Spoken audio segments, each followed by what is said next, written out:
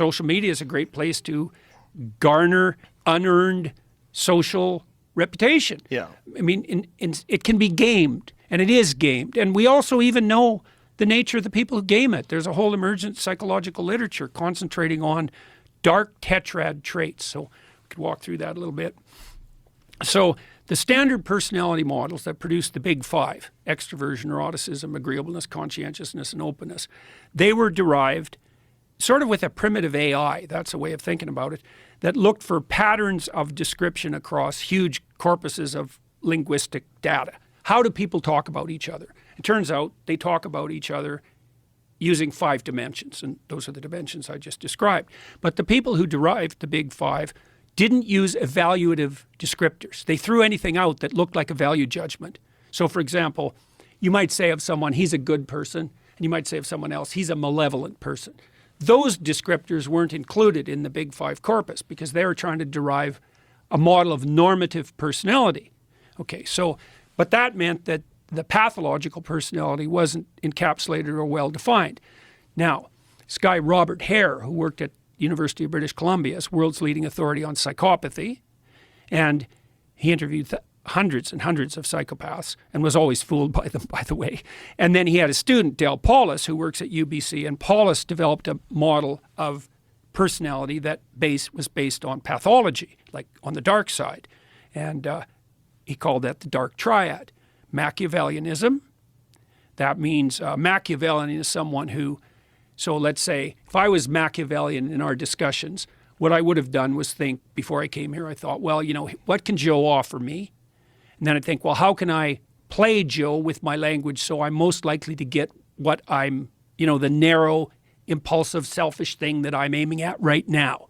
So that's how a Machiavellian operates. A narcissist, that's the next part of the dark triad, is someone who wants social status without doing any of the work. They want all the attention. If you're dating a narcissist or in a relationship with a narcissist, they'll alienate all your family members and your friends so that they get all the attention. And that'll just be the first of the games they play with you. Yeah. Then you have psychopathy, and the psychopaths are parasitical predators. And so the predator will take whatever you've got, and the parasite will live off you. And then here's a parasitical ideological statement. Property is theft, a classic Marxist trope. Why would you say that? Well, if I want to live off you, the way I'm going to justify that ethically is by claiming, well, you know, Joe, look how privileged you are. You've got all this money.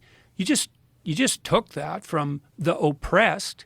And if I'm manipulating you so that I get some of your money, that's only just because, first of all, it's exactly what you did. And second of all, well, why not spread some of that wealth around? So that's Machiavellianism, narcissism, and psychopathy, dark triad. They've expanded that recently to add another dimension that was missing, sadism. And the sadist takes positive delight in causing pain to others. And the lulz culture, L-U-L-Z, the lulz culture online is a culture of sadistic, Machiavellian, narcissistic psychopaths. Lulz, meaning like people are joking around shit posting. Yeah. I did it for the lulz, and it's the plural of LOL, laugh out loud. But like if you look at the Urban Dictionary, for example, the definition of lulz is positive delight in the suffering of others. It's like, yeah, it's sadistic. And bloody well, social media just facilitates like I never thought of lulz as being sadistic. It's in and of itself, it's not a sufficient marker, right? You have to have like 6 or 7 things going on before it's clear that you're manifesting this underlying tetrad of personality traits. Like if you use the odd acronym and you're throwing out a joke at someone, this is a habitual pattern of doing nothing but provoking people online and using deception and lies to do it to attract attention to yourself. You know, it has to be a very consistent pattern. But Paulos, first of all, and his crew of researchers and people who've been influenced by him have laid out this 4-dimensional structure of the dark side, let's say. And they've shown that hyper users of social media, Instagram, for example, and people who do a lot of anonymous shit posting are characterized by, you know, what would you call it? Domination by those 4 traits. And part of the reason for that, this is very, very dangerous to our whole society, I think, is that you got to ask yourself what keeps the psychopaths under control in the normal population. And the answer seems to be, especially on the male side, is that narcissistic aggressive men get put in their place by non-narcissistic aggressive men. And that usually has to do with something like the threat of physical intervention. You know how it is if you get a bunch of guys together. I can make a joke about you, and I could even make a joke that was that sort of put you down. But the joke would have to be funny.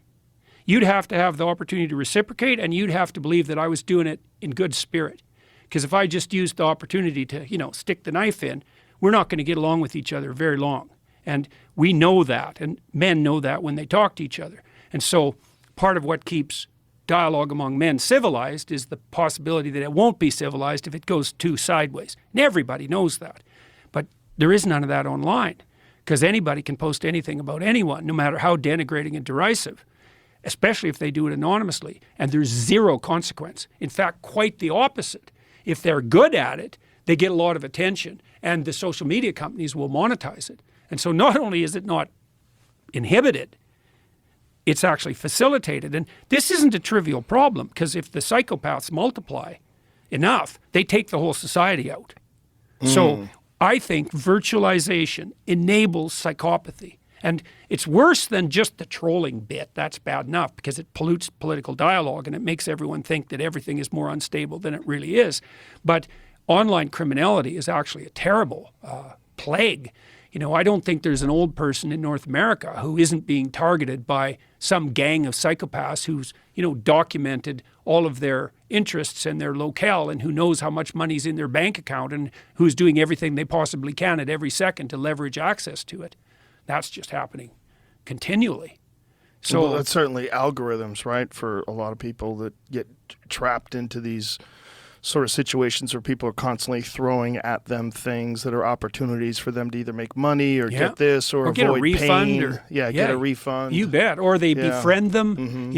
They get it in, and some lonely old character who's not functioning cognitively quite like he used to, he gets sucked in by someone pretending to be his friend and offered a great investment opportunity. And it's very, very, very difficult to track this sort of thing online. So you get the real enabling of the criminals, because how the hell, if they're anonymous, how the hell do you keep them, how do you hold them to account?